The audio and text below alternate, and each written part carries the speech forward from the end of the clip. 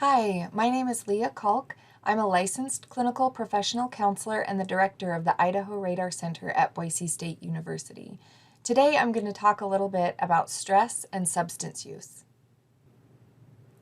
Managing the impact that the current COVID-19 pandemic has had on you and your family can be extremely challenging.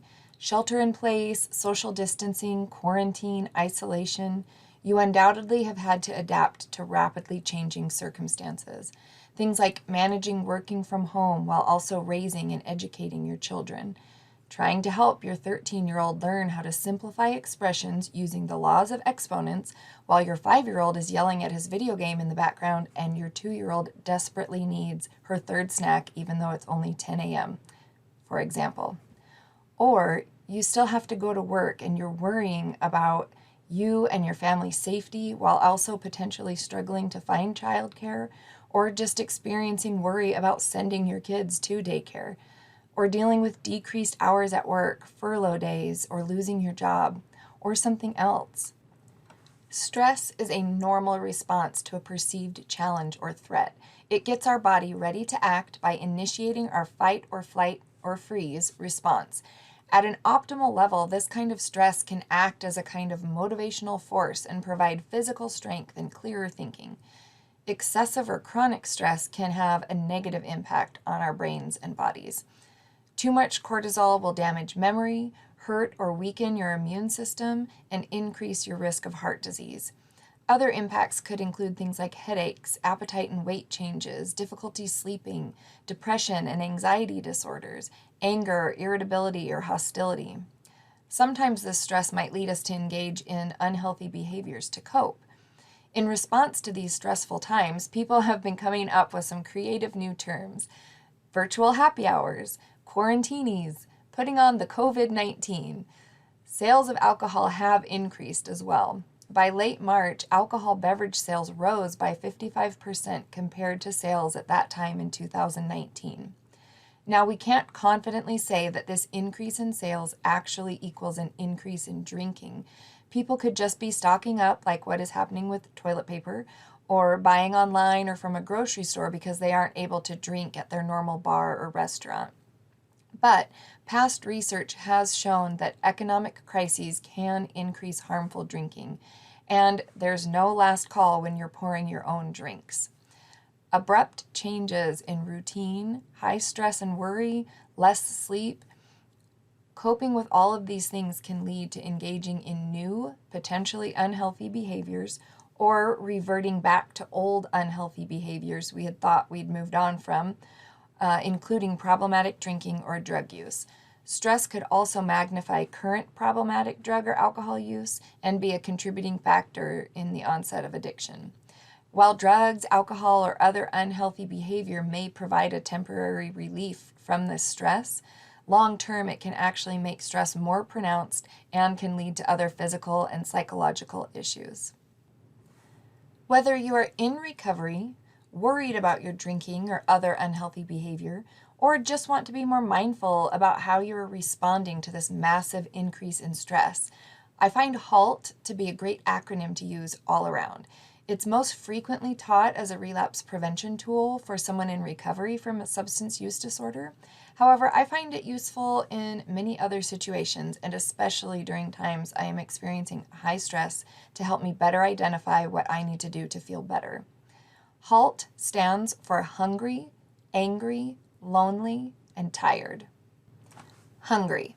Now, this could be actual physical hunger, like did you miss a meal? Have you been snacking all day but not really eating anything nourishing?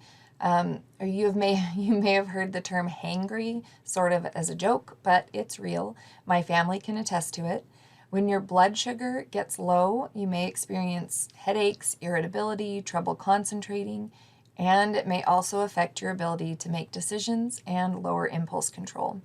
So hungry could also relate to an emotional hunger.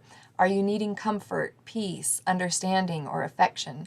Sometimes our everyday tasks take a toll on our mood and well-being. So if you have identified that you are physically hungry, try to find nutritious food to refuel with. but it might be easier to plan ahead.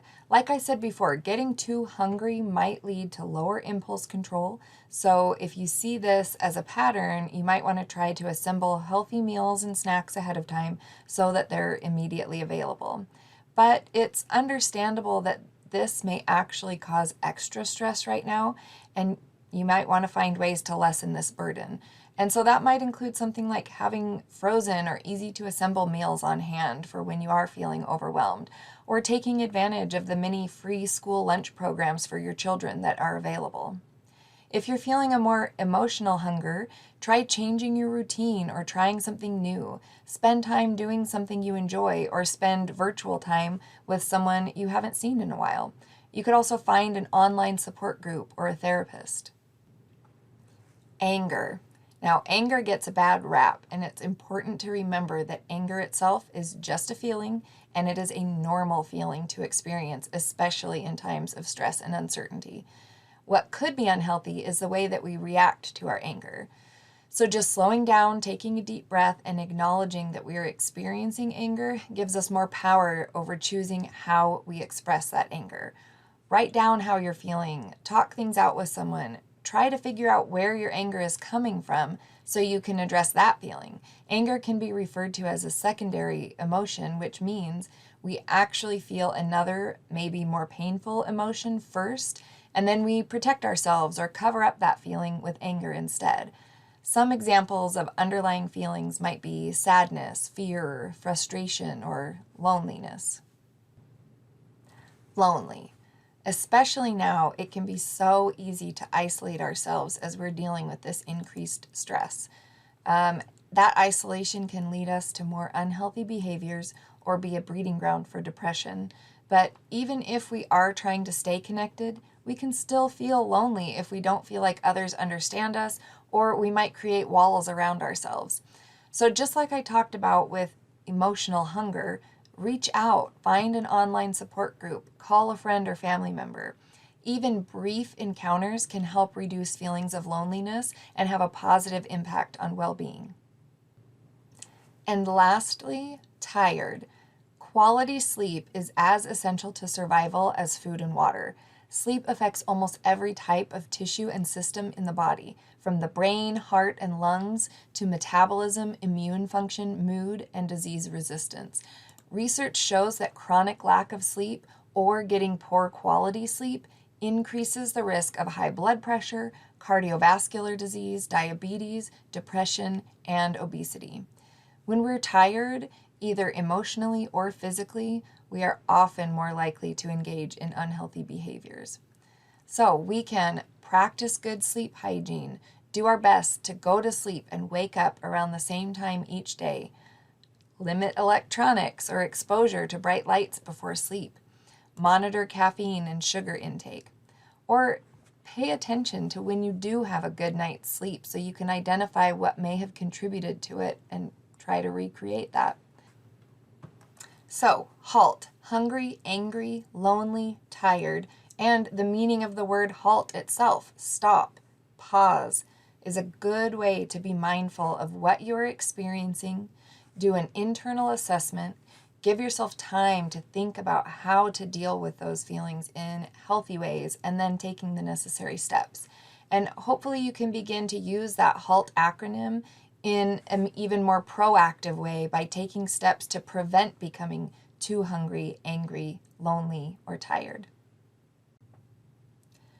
So on this last slide, I've listed some resources that might be helpful. SAMHSA, the Substance Abuse Mental Health Services Administration, really does a great job of putting together a lot of resources. So first, SAMHSA's Disaster Distress Helpline provides 24/7, 365-day-a-year crisis counseling and support to people experiencing emotional distress related to disasters, including the coronavirus. It is toll-free, multilingual, and confidential to all residents in the United States and its territories. You can call them at 1-800-985-5990, or if you prefer texting, you can also text "Talk with Us," all one word, to 66746. If you feel that you might be in need of treatment or a substance use disorder screening, you can go to findtreatment.gov or call SAMHSA's National Helpline at 1-800-662-4357. And this is a free, confidential, 24/7, 365 treatment referral and information service for individuals and families facing mental and or substance use disorders. And this service is available in English and Spanish. Now, if you want to connect with virtual recovery support services, SAMHSA has also put together a great document that includes information on and links to 20 different support groups or recovery communities. I've included the link here on this slide, or you can just Google virtual recovery resources and it will come up. Now, if you're experiencing suicidal thoughts or emotional distress, you can also call the National Suicide Prevention Hotline, and their phone number is 1-800-273-8255, and that's also available 24/7, 365. And you can also call or text locally the Idaho Suicide Prevention Hotline. You can call or text their phone number 1-208-398-4357. And that is also available 24/7, 365. Thank you for watching and listening. I hope that you found something in this presentation helpful. The Idaho Radar Center provides free resources and materials on drug and alcohol use prevention, education, treatment, and recovery, and more. For more information, please visit our website at boisestate.edu/radar, where you can browse and order these free physical or downloadable materials from home.